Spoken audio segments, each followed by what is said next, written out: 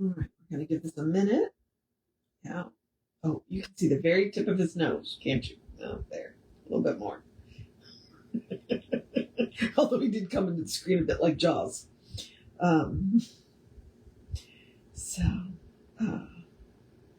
Dante. It's Dante. You can tell. Giovanni has a pink nose and Dante's nose is black. Because of the way the face masks are on the two of them. So, they're brothers. And I don't know how much longer he's going to sit here, so... I'm also hoping that the whatever reconnection thingy it was doing earlier, it will stop. Because we are going to do High Mysticism by EMMA CURTIS HOPKINS. We are going to do Chapter 2. This is my project for this summer. And once I'm done with that, I may go back and do a few more of the Emerson essays. They're interesting. And Emerson is difficult. Although I think I have enough experience in science of mind that I get him a little bit more. This, on the other hand, Chapter 1 was really interesting, and so we are going to move on to Chapter 2 today. Let's do a little bit of housekeeping. This is just a reminder. I'm doing this purely for EMMA CURTIS HOPKINS is the teacher of teachers, and a lot of her work isn't out there in audible form. And I thought that would be... It's just... One, I want to read it. And this, I've found that by reading it out loud to myself, I get a lot more out of it. And two, I think that there should be audible versions of this. I'm a little dyslexic. I understand that reading isn't always the most fun for people. And so I think that her work should be out there. So I am dedicating the hour to two that it takes to read these chapters. That's what I'm going to do with my Saturday afternoons. I may not do anything else on Saturday, but this is my goal. So, because Saturdays are my day off. I go to the park, I have some fun, I walk a couple of miles and take pictures of squirrels and blue jays and cardinals and woodpeckers. And then on Saturday afternoon, I read something in-depth and deep. So I am doing this for Creative Life Spiritual Center. That is who we are. I'm one of the ministers there, which is why I'm doing it on both that page and the Running Rev Ryan page. And then I archive them. This one I am archiving on both channels. A lot of the other books that I've done are just archived on the Running Rev Ryan channel, YouTube channel. But this one, it's EMMA CURTIS HOPKINS and it's High Mysticism. And Jesse had made noise that somebody might do a book study, so I'm kind of getting ahead of the ball there by going ahead and doing it. So it's available, just like I did the Emerson essays for the class that he's teaching in maybe July, I think. So, which he's doing in the day, so I can't take the class, but I can still, this is the way I contributed it. So, so if you are interested in creative life, then we have a website, creativelife.org. We have a email, which you can get on the newsletter, which is info@creativelife.org. That would get you one email a week. Tells you what's going on for the week and the month, and the hot links are hot. Click here now means it. It's also a blind CC, so nobody will see your email. You won't end up on anybody else's email. And we do have some social media.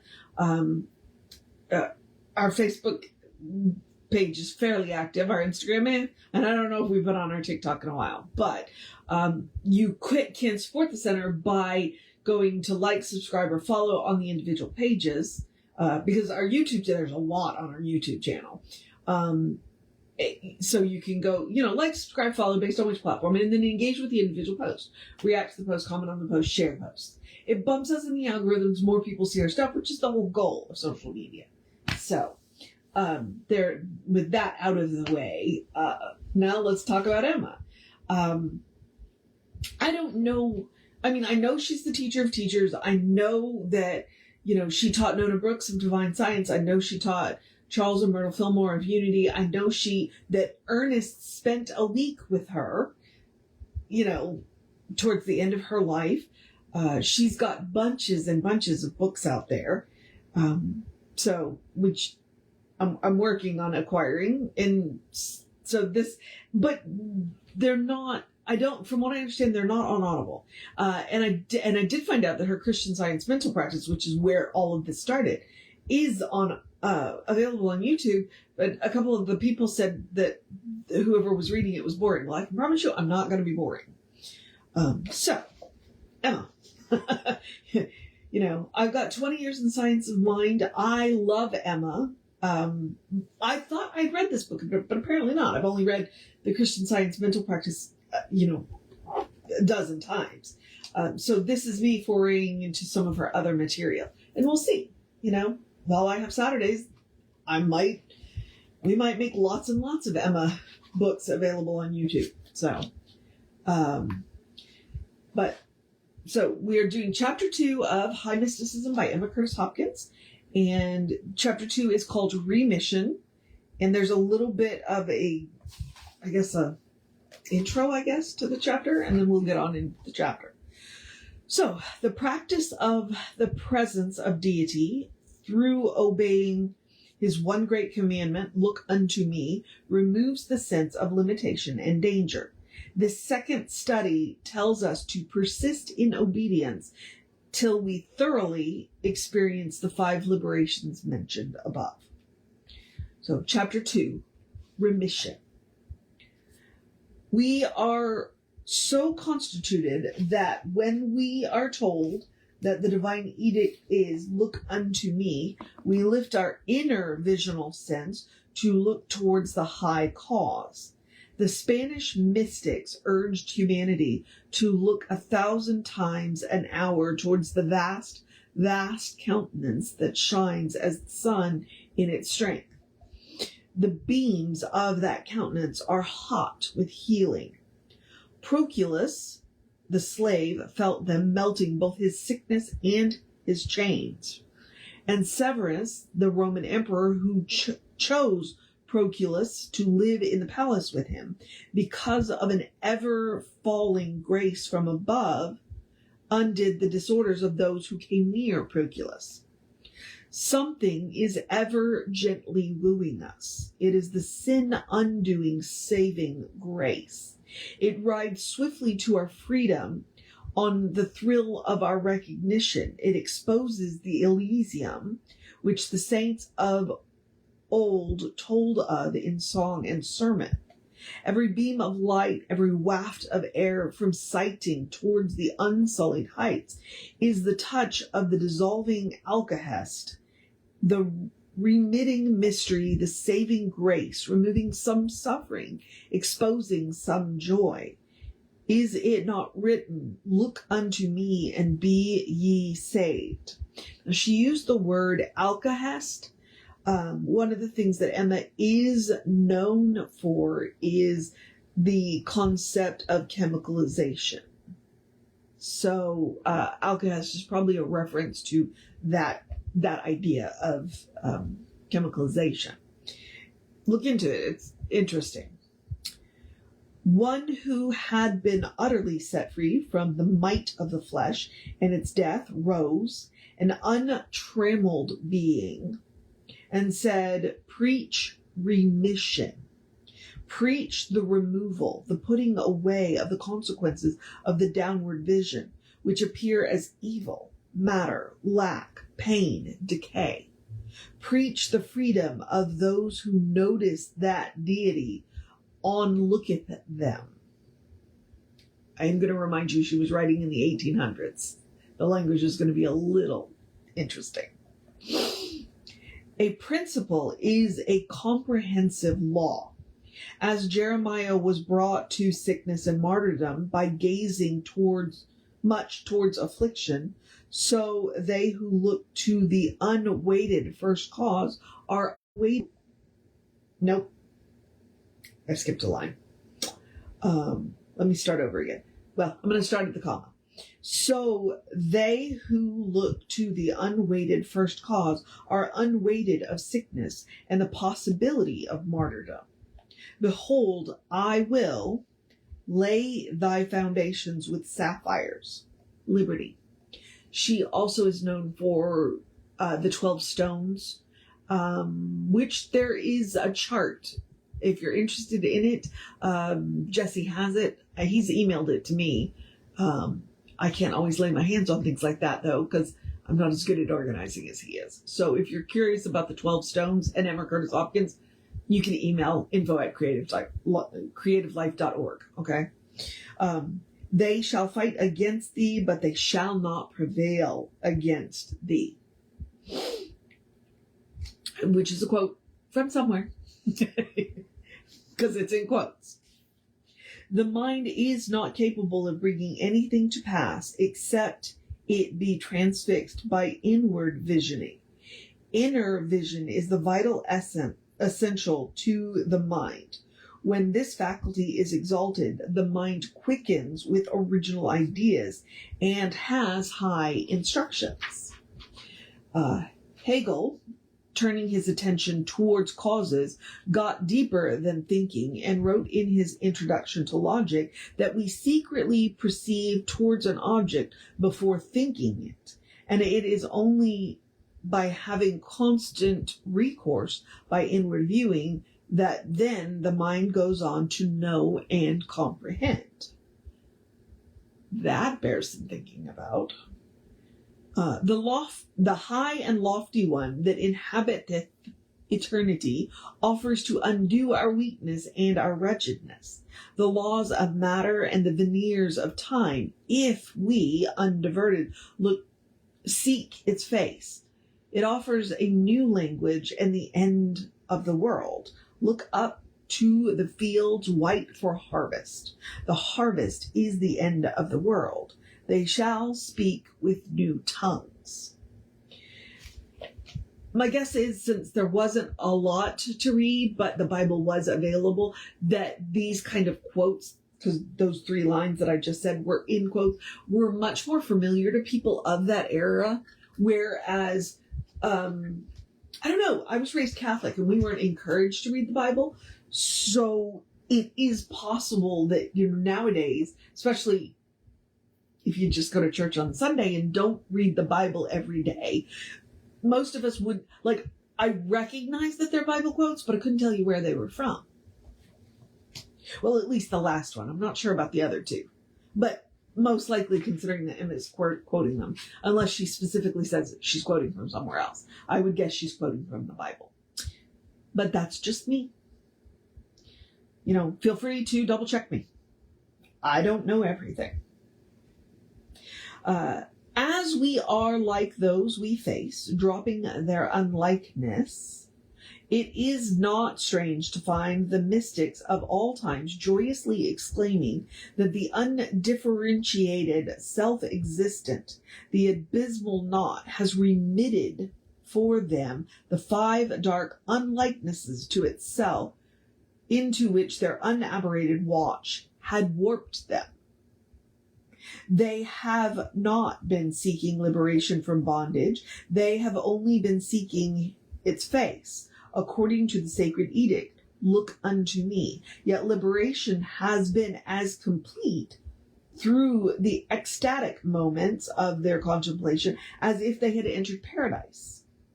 Read how the cosmic laws of matter and mind let go for Parmenides while he was seeking the high first cause. Not life, but the cause that life is.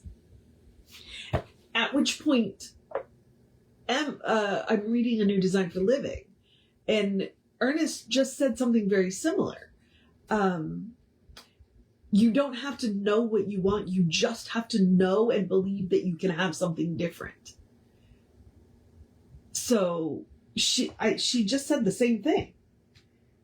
It's like they don't know what they're looking at. They don't know what they're looking for, but they were still released because they were looking for something higher. And I think that's the secret here.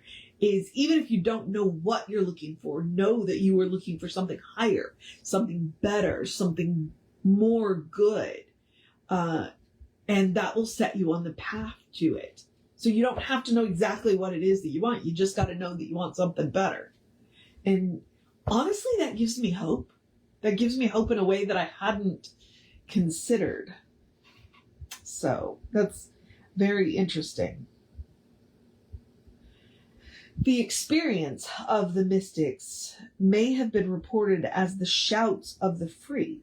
Their shouts have been the creedal formulas of the philosophical and religious organization without number.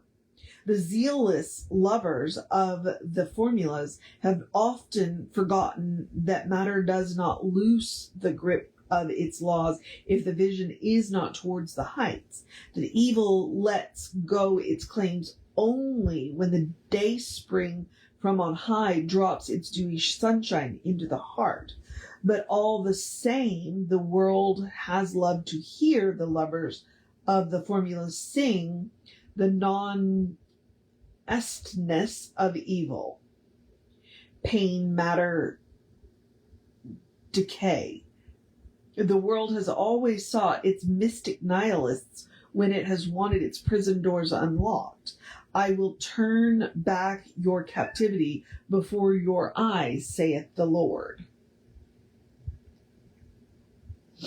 High mysticism is divine nihilism. All right. Hi, baby. Come on. Truly, there is no knowledge except what is taught straight from it who saith, I instruct thee and teach thee. Truly, there is safety from drowning for any Peter who looks away from the stormy waters of human existence to him who saith, the flame shall not kindle, the water shall not overflow, nothing shall by any means hurt you. It is preaching remission when we tell the unweighted light face to face that we know our surety of unburdened life under its healing smile. It is a prayer, and prayer is ever a psalm of freedom. Am I not an apostle? Am I not free? If the vision be on high, where the illimitable skies in untrammeled buoyancy shine chastely down, purity of moral tone and flawlessness of the body are manifest. Vanity, disassembling, cowardice are remitted, dissolved. Sickness, weakness, disease are removed. The original self, denuded of its crass teguments, forgets its history in matter. The former earth is forgotten. It does not come into mind anymore.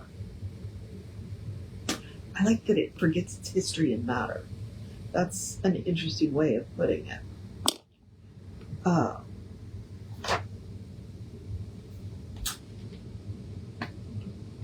He unto whose face we look hath vouchsafed to no person his name, and none as yet knoweth his nature.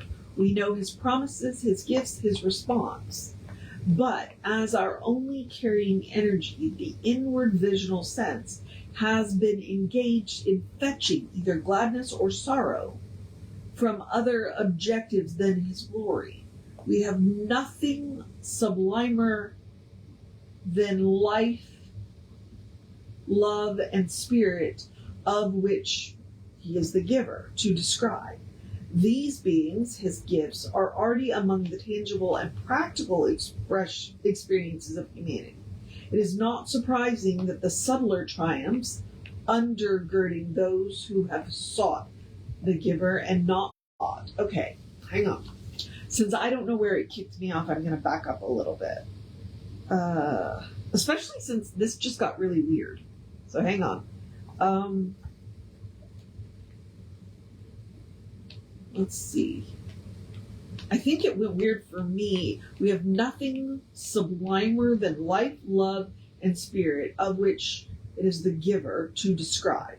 These, being its gifts, are already among the tangible and practical experiences of humanity. It is not surprising that the subtler triumphs undergirding those who have sought the giver and not the gifts have not been understood. For only the original of knowing can say, I will show thee great and mighty things which thou knowest not. Okay, I want to make sure that you heard that. They sought the giver, not the gifts. Okay? They sought the giver, not the gifts. The gifts are all well and good, but to do this kind of work, that's if you seek the giver, seek the divine, then the gifts will be added unto you. You don't have to chase the gifts. You don't even really have to chase the divine. You just have to seek the divine. So, that's very interesting. Okay. I just thought that was kind of an interesting point there that I thought we should focus on. Under the worship of Amen, the unknown and unknowable high cause, Thebes, the metropolis of Egypt, was the seat of kings and triumphed over all the world. Under the worship of Aten, life, truth, and love, or truth, happiness, and sunshine, Thebes flourished in splendor for a period, was rich, magnificent, and pompous, and then suddenly went out. Life and love may not say, look unto me and be ye masters of life. They may not go higher than repletion with their life. Only their author is their master, and only it only can confer mastership. All the nations, all fear and tremble for all the goodness and for all the prosperity that I procure thee, saith the Lord. Thou canst not behold me with thine two outer eyes. I have given thee an eye divine.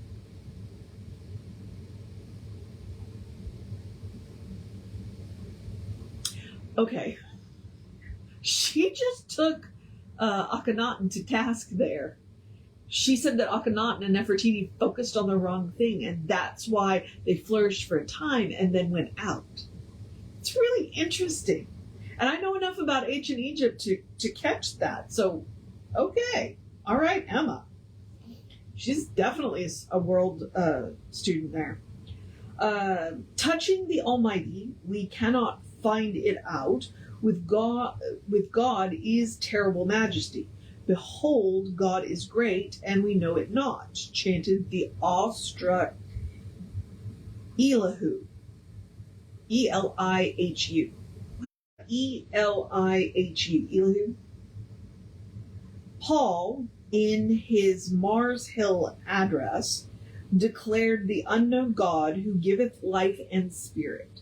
He could not describe its nature nor name its greater name than I am that I am. But it was still immortalizing to Paul himself to call the gaze higher than life and spirit, to the Ein Sof of the Kabbalah, literally Cabala, the great countenance of the absolute, above thinking and above being.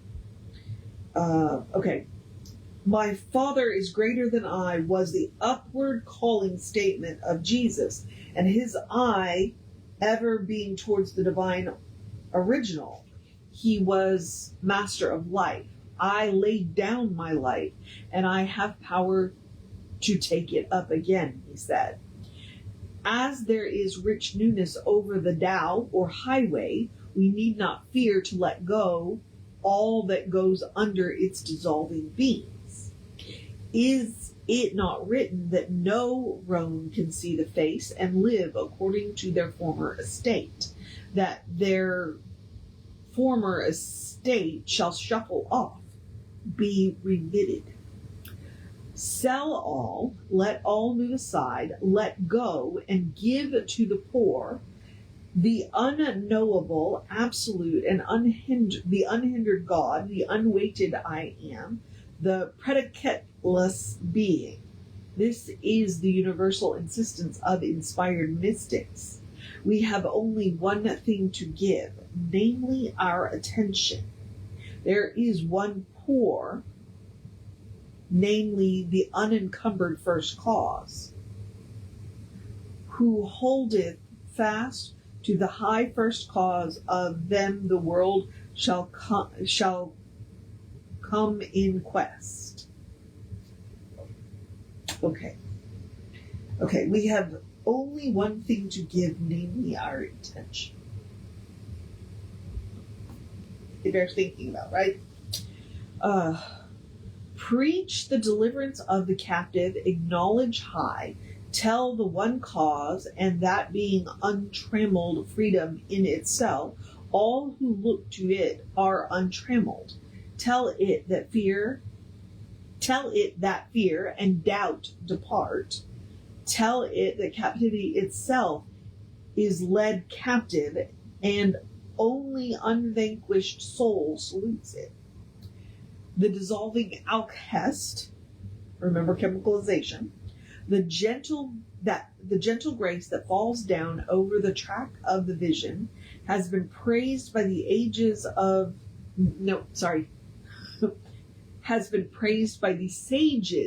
the ages, for there is sucrese of world pain in its white softness.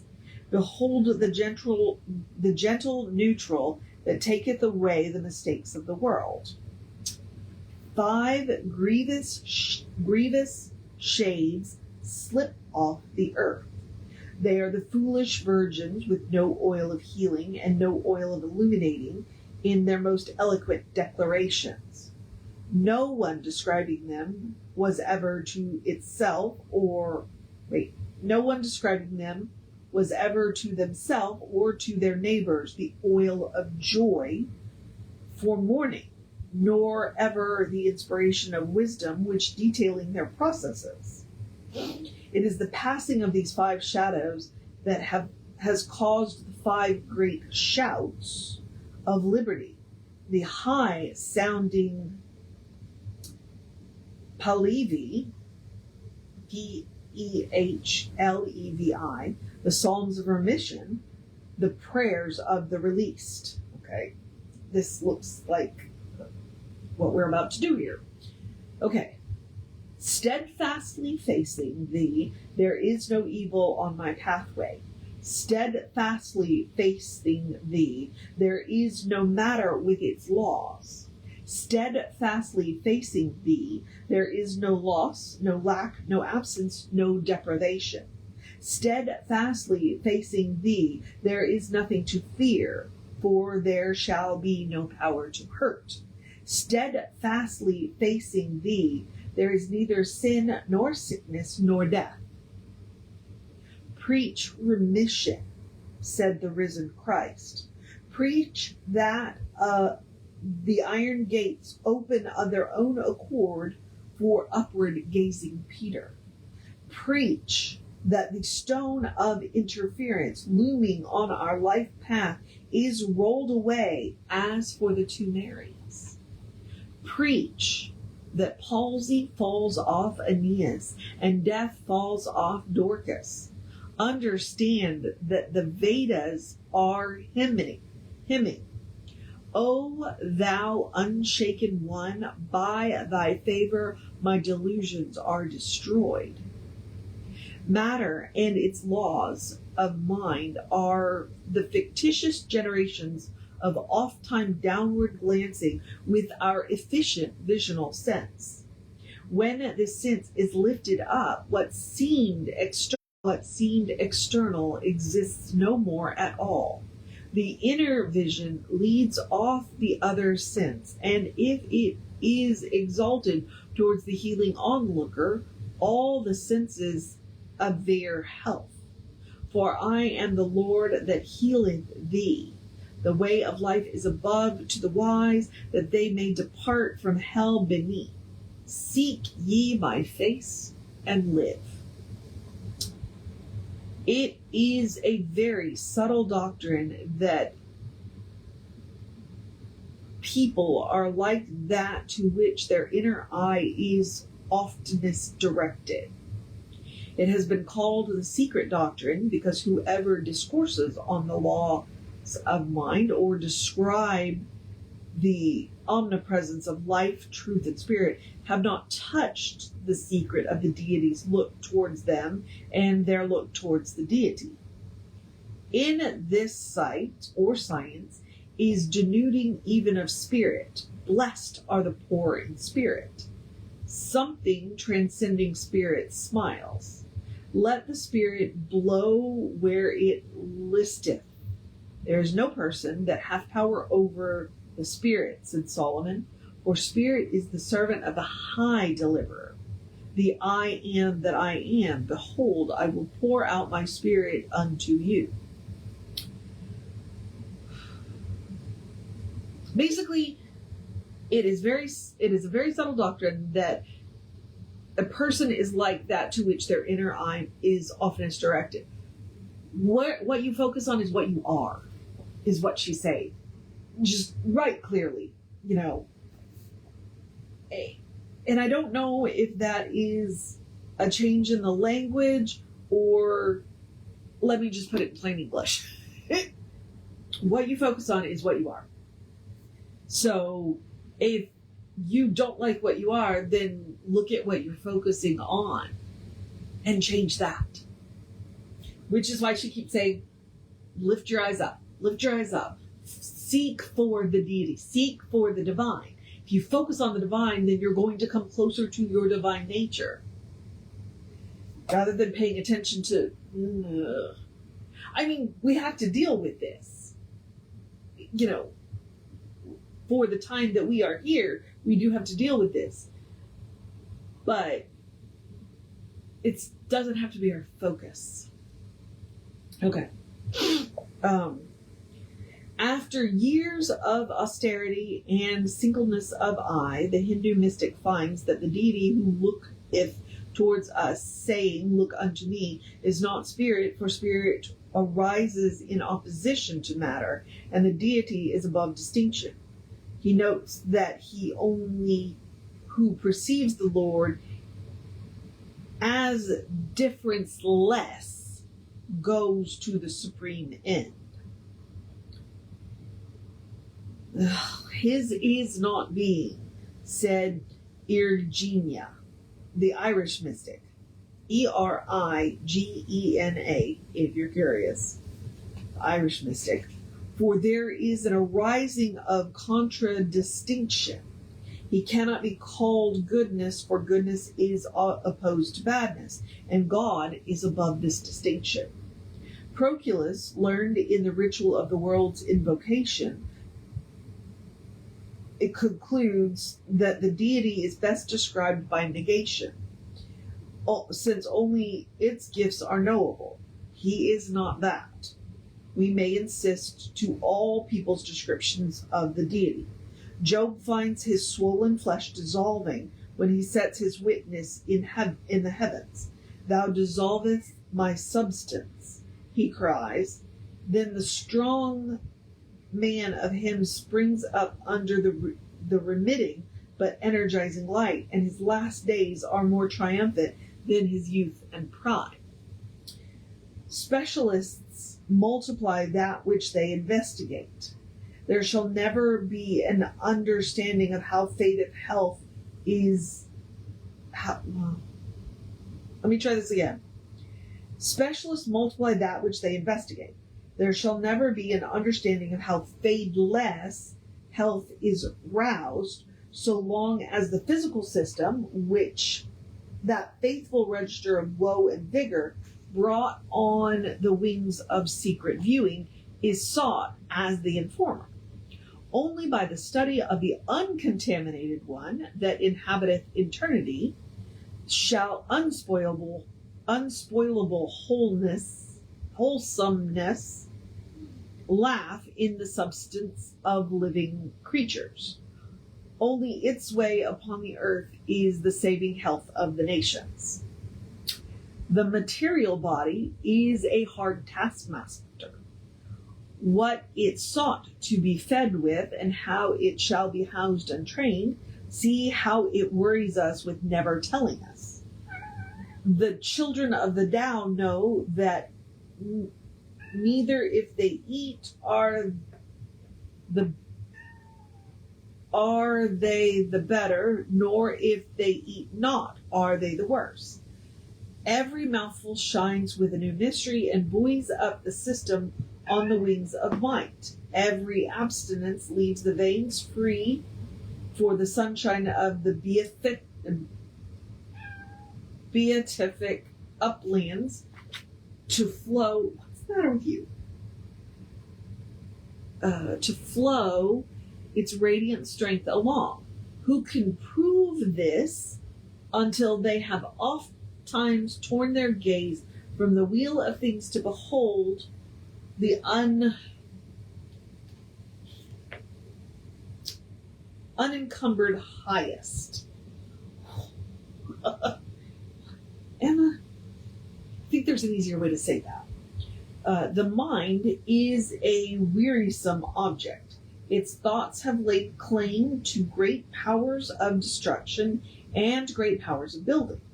With the brightness of the I Am beaming upon them, even their wrath is praise of the unthinkable absolute. Jesus can look around with anger, being grieved, and the withered arm stretches forth restored, whole as the other.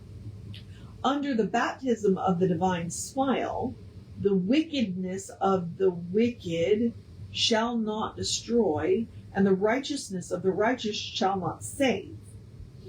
The tender mercy, the day spring from on high, remits the thoughts of the mind. Humanity's inheritance of things that have not been conceived by mind comes into sight by looking to the unknowable, who originates new knowing. I shall teach thee. I will turn the people a pure language. I will turn to the people a pure language. Okay. They who watch to make sure that this thing gets updated. Oh, this reconnecting thing is really getting on my nerves. Okay. Hopefully I don't have that much more to go.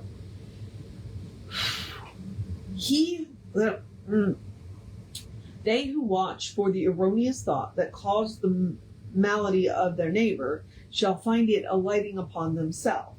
The watchers for the iniquity shall be cut off. That makes a person an offender for a word. Yep. Okay.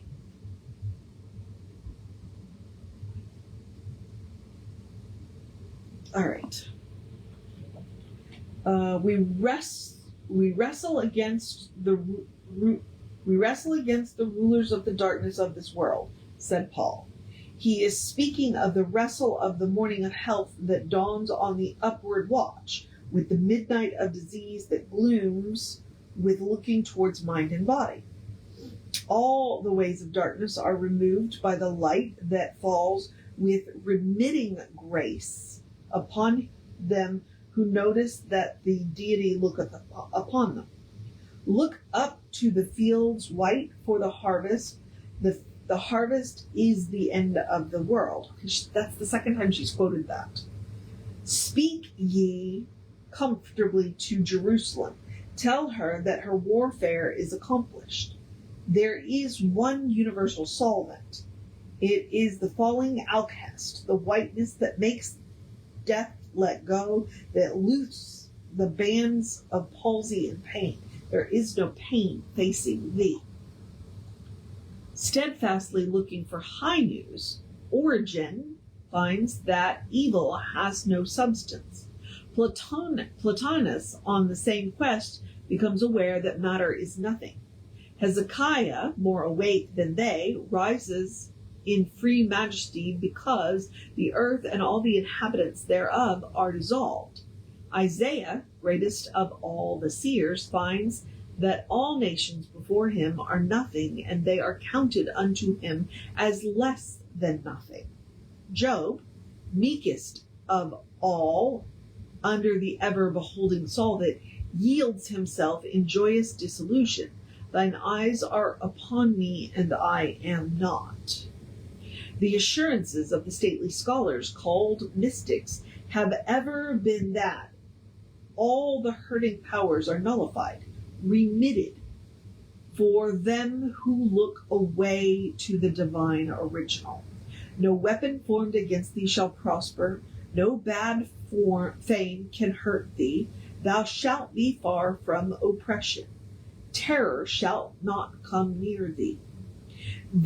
Their accepted formula has not been that the world is divine and all things are God, but that the world is nothing. The lofty one inhabiting eternity is the alone, the all. Okay, that's one that bears thinking about. Looking downward, we weep at loss and lack, while the offer has ever been that there shall be no lack for the beholders of the smile of the Ein Sophie, or Ein Soph. It's A-I-N, Soph, S-O-P-H.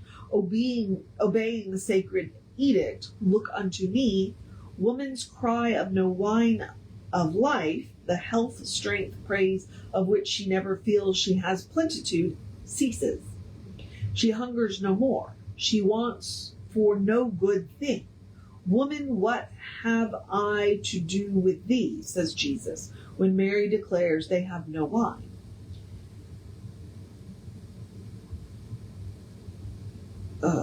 Wait. Woman has ever been the propagator of lack. She is the first to declare they shall want for no good thing facing thee. What? All right. Man's strenuousness in every line desists. He labors not. He takes no thought. There is a way that looking towards labor and lack has hidden, looking to the heights. Away from labor and lack, the way is visible. I will lead thee by a way that thou hast not known. The people shall not say, I am sick. They shall not see death. I am the Lord that healeth thee. All right, Emma. She's jumped off a cliff that I don't... okay. It's like, she's jumped off a cliff and I don't know where she went.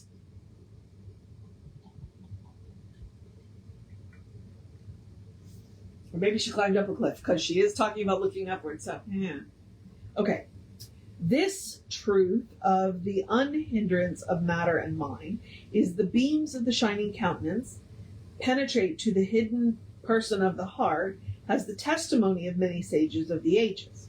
It is the mystical vision and union which Dionysius discovered, gave him that most divine knowledge of Almighty God, which is known through not knowing.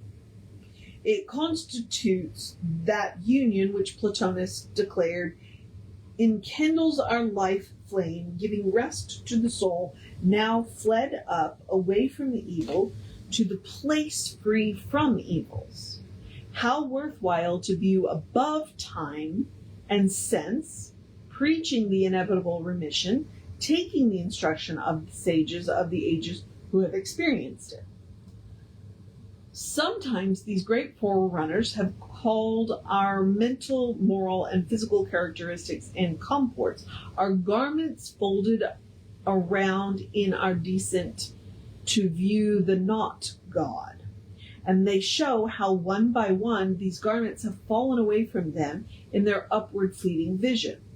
Love of honor is the last garment to be stripped away as we show ourselves more like the divine, is remission preached by Proculus.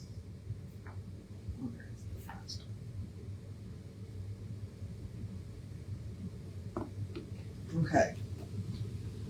According to all these illumined ones, it is the omnipotence through all things that binds them all in such sympathy. The crawling worm is brother to the archangel in the fact that its central spark being God, and wherever remission is experienced, there is the miracle of the creature divinely transcending environment.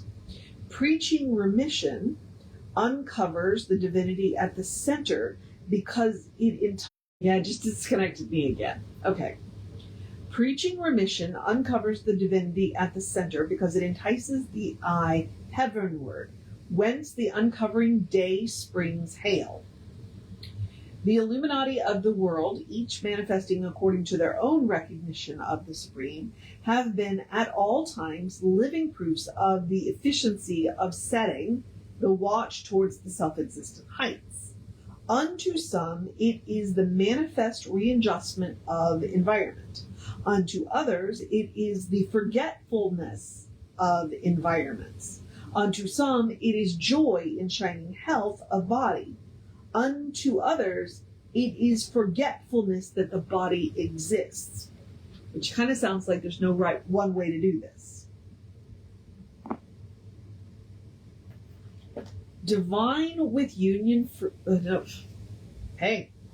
Union with divine freedom, the heavenly core is fraught with resultants near and far. The world receives a treatment as the pioneer on high plains unifies with the free light. For the watcher shines forth as the sun with the healing glory of its spirit above. Why may not the dead rouse past their cerements if some pioneer abides undiverted in sight of that peace which Cosimo de Medici saw folding around Antonio to such effect that it stopped earthquakes? The world awaits the great peace treatment. Whether the unweighted heights are sought in coldly scientific mood or in religious warmth to inspire the particular from the universal, that which would hedge the free self removes. Watch the way, said Nahum, so fortifying thy powers mightily. Ezra is scientific. I will lift up mine eyes to the hills, from whence cometh my help. But he makes haste to be religious. I have gone astray like a lost sheep. Seek thy servant, Lord. Great peace have they which love thy law, and nothing shall offend them. They who learn that gazing upwards towards their spirit's face is a liberating act, rouses with fresh hope. They sense that they are greater than that which heretofore happened to them. They forget their calamities. They are on the path of salvation from the causes of calamity. The free, wise, immortal center of humanity is the begotten of God. Only this uninjurable and shining principle is offspring of I am that I am.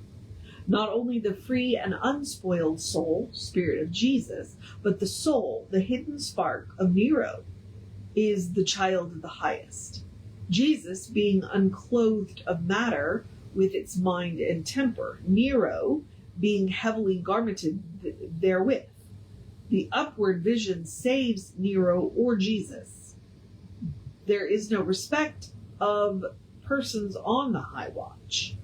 Mine eyes are ever towards the Lord, for he shall pluck my feet out of the net.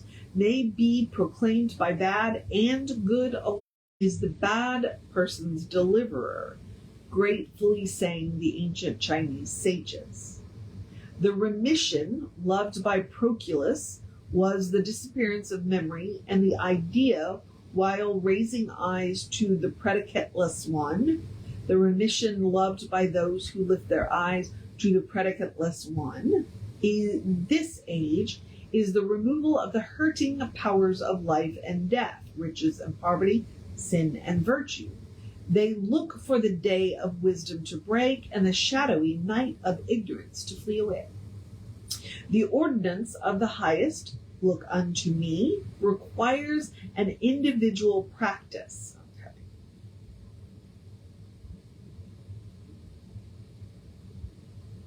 It compels a life of its own. It exposes the doctrine known to Jesus of Nazareth, who said, if any person will do its will, they shall know of the doctrine. At the point of knowing right doctrine, an influence emanates which clarifies all atmospheres. The neighbors of the knower drop their errors of thought and conduct. They start to seek the highest good of the highest fountain. This is that cognition which irradiates, till kings consider that which they have not been told, as Isaiah prophesied. Sounds like it's contagious. Like your neighbors are going to start doing right just because you know the doctrine. Gazing towards the one and indivisible, Parmenides learned that the phenomenal world, with its origination and decrease, multiplicity and diversity, is non-existent and illusion. This knowledge extended forth from him, rousing sublimity of character and conduct in his adherents. Leading a noble life was denominated the Parmenidean life among the Greeks for centuries. So influential had been the remission produced by Parmenides. But even indeed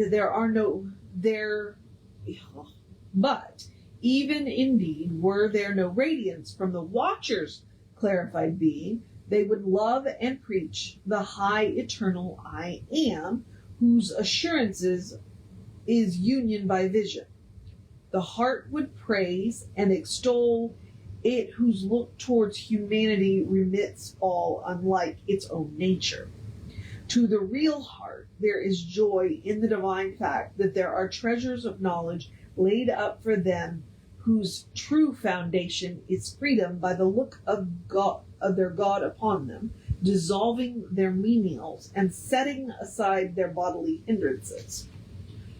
To the heart, there is gladness in knowing that remitted conditions leave the exposed secret original self from which transcendent character springs forth, daily honoring the divine with the beauty of soul integrity. The second angel sounds. Humanity acknowledges the liberty that they sense by obeying the high mandate, and the mountain of all personal obligation rolls into the sea. The I am that I am of unspeakable majesty is. To be the only responsible one, like St. Augustine, in his hurried glance, humanity attains the vision of that which is. Trouble as a shadow has flown. They cannot find it. Only untrammeled God is real. Is there a God beside me? I know any. Anxiety is no more.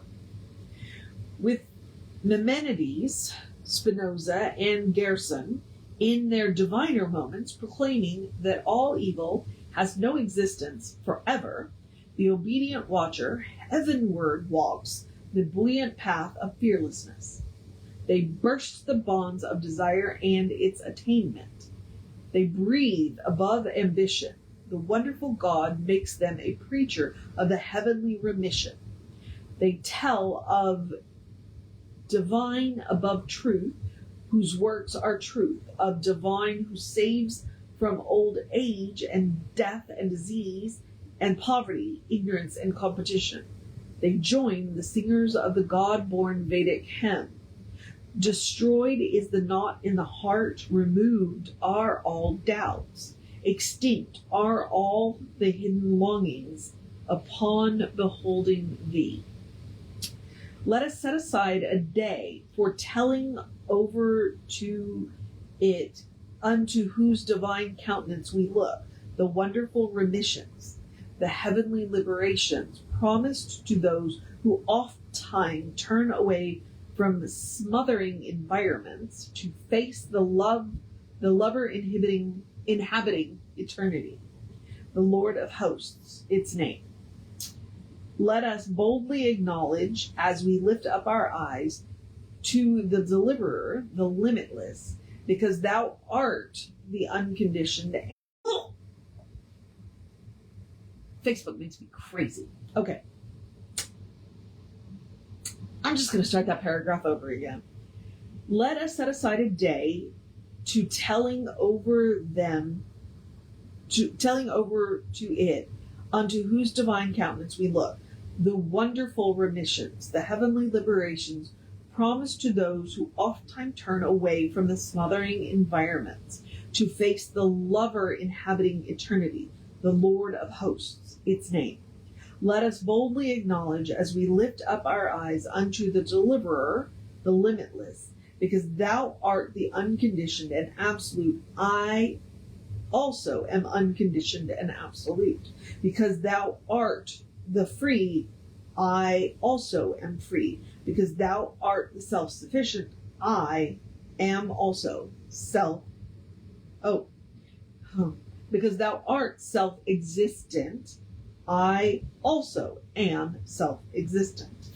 Okay, we're going to take a pause here, because this thing's making me crazy. Hopefully all you're seeing is just the little glitch where it blips out and blips back in, but I don't know. Okay, we have, let's see, 2 pages left. She has, apparently there was a workbook, and they've added part of the work. There's a workbook that goes with this, and so they've added, at least in the first 2 chapters, they've added part of the workbook to the chapter. So this is from the book Resume to Remission. So this is from the workbook, and it's short, so we're just going to hit it.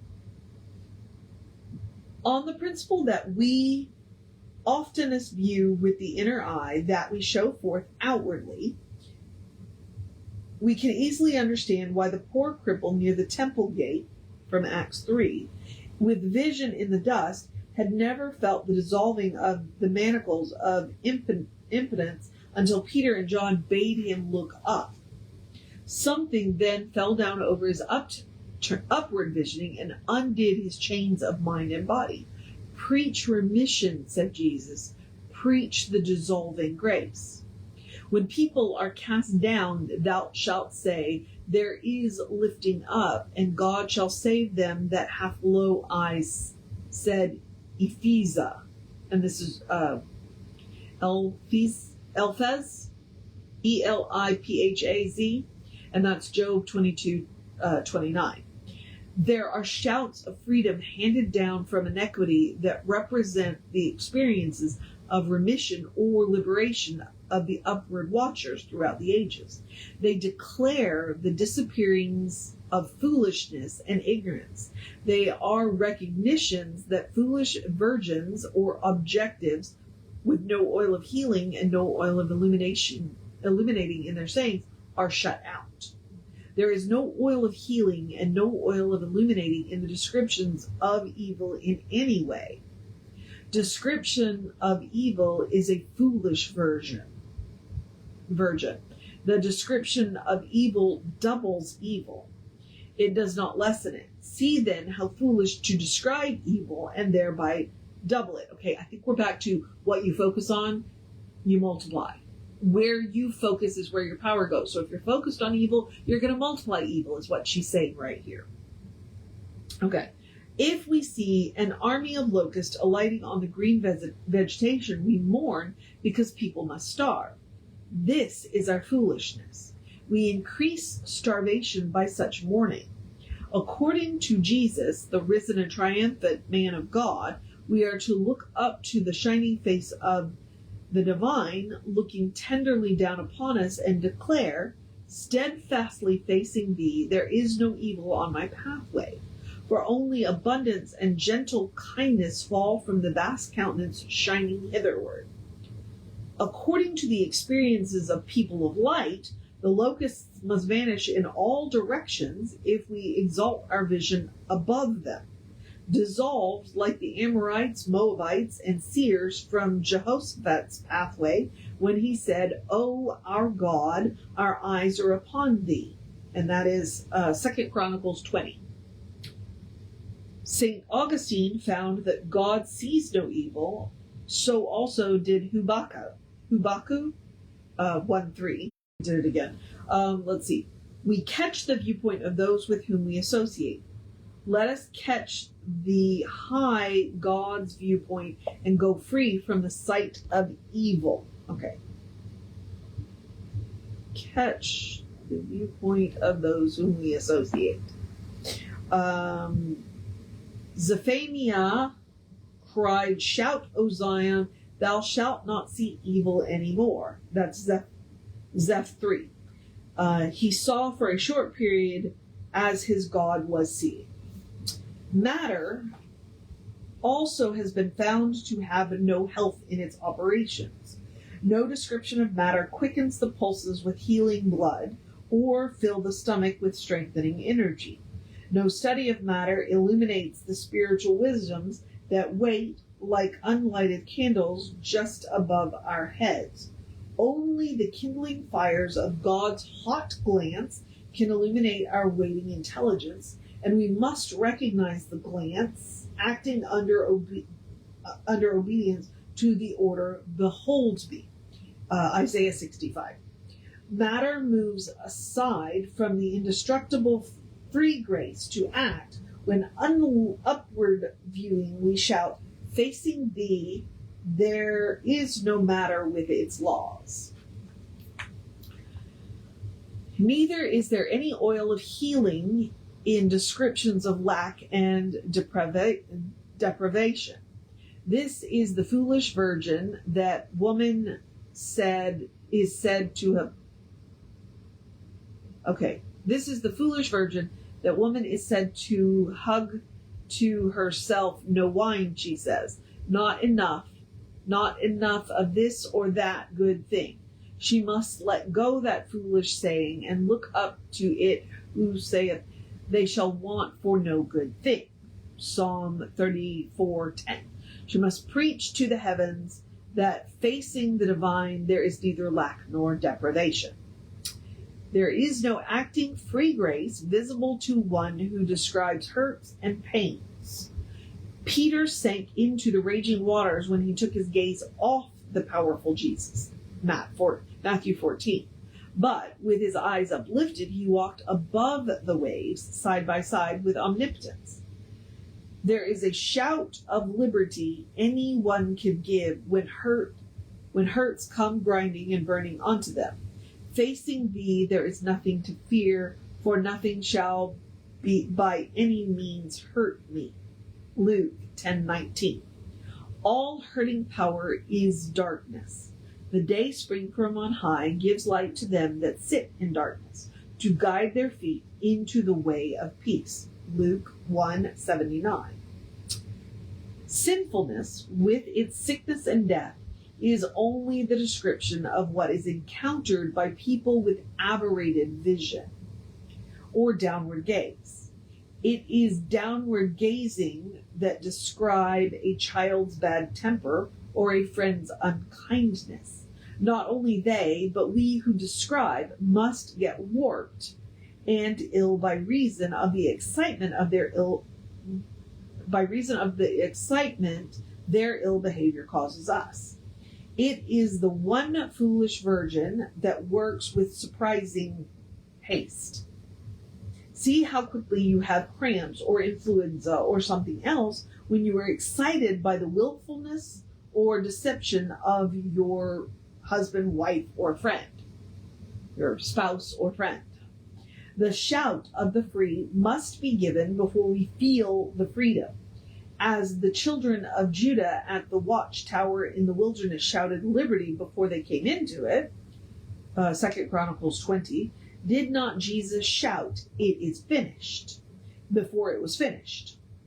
But see how quickly the anguish left him when he shouted with a loud voice, "It is finished." John 19:30. Let us take Tuesday to shout liberty, free grace, remission, unburdening as we look upward. Free grace comes softly stealing over the Tao or track of the upward watch. Take the shouts in order, look up to the vast countenance with its beaming and kindling free grace, its dissolving alcest, ever hitherward streaming, and with joyous heart proclaim, Facing thee, there is no evil in my pathway. There is no matter with its law. There is no loss, no lack, no deprivation. There is nothing to fear, for there shall be no power to hurt. There is neither sin, nor sickness, nor death. Because thou art the unconditioned and absolute, I am also unconditioned and absolute. Because thou art omnipotent free spirit, I also am omnipotent free spirit. Well, that was chapter 2, Remission. And I will say, Emma's weird. She's weird. She's always interesting to read, and it's from the resume. She spoke a little more plainly. We're disturbed by others' disturbances. It's contagious. But the good news is that when we uplift our vision, when we look towards the divine, that's contagious. Others kind of straighten up and behave around us when we're looking up. Just like when we start to look down and others look down, we're all upset by that. So, Emma. I don't know what to tell you. I've not read High Mysticism, so, and I can see why people struggle with her. I can. But I think she's worth the work. So, all right. That was chapter 2 of High Mysticism. And I'm going to go get a big, long drink of water, and I'll see you next Saturday to do chapter 3, which is forgiveness. So, we'll get into it. All right, beloveds. Take care of yourself. Know that you are loved. And I will see you next time.